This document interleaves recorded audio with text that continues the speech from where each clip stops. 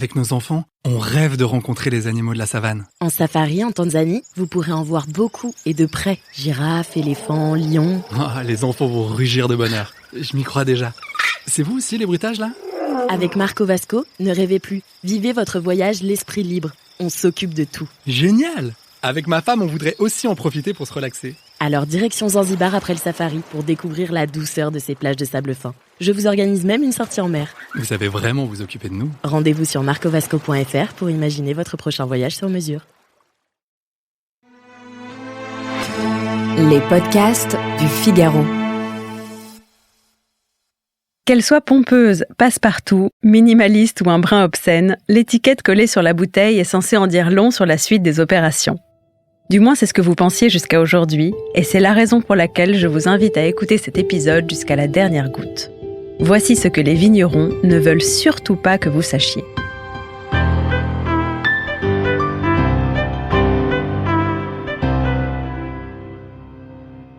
Considérez qu'une étiquette soit un peu comme un premier rendez-vous. On s'habille mieux que d'habitude, on choisit les bonnes tournures, on glisse 2 ou 3 mots-clés. Bref, on essaie de se montrer sous son meilleur jour tout en ayant l'air parfaitement naturel. Mais en réalité, on vous ment. Enfin, disons plutôt qu'on ne vous dit jamais toute la vérité. Commençons par le plus évident, le nom.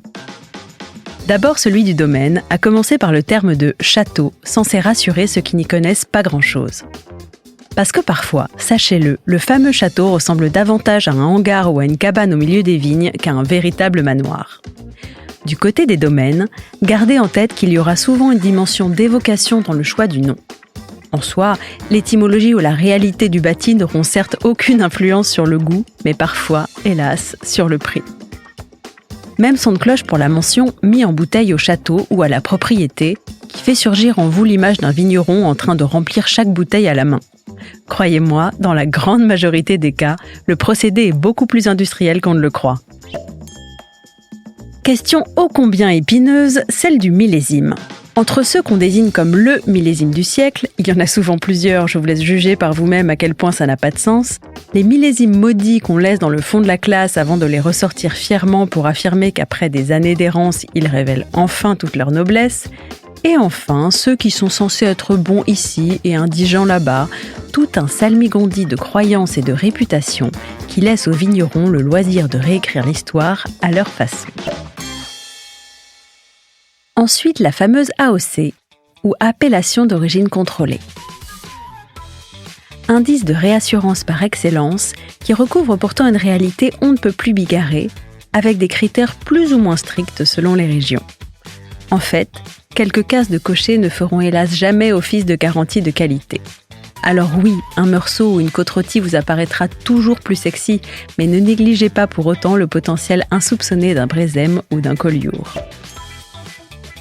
Autre méprise de taille, la mention du cépage principal, brandi comme un étendard, un rassurant merlot ayant l'immense avantage de vous éviter de vous poser trop de questions.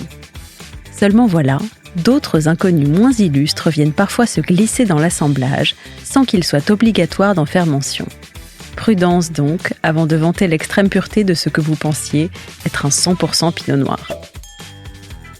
Venons-en au taux d'alcool, qui lui doit obligatoirement être inscrit noir sur blanc.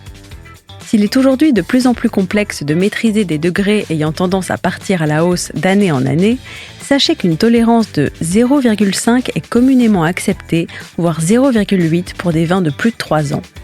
Ce qui peut faire une sacrée différence pour des vins titrant déjà à 14 degrés.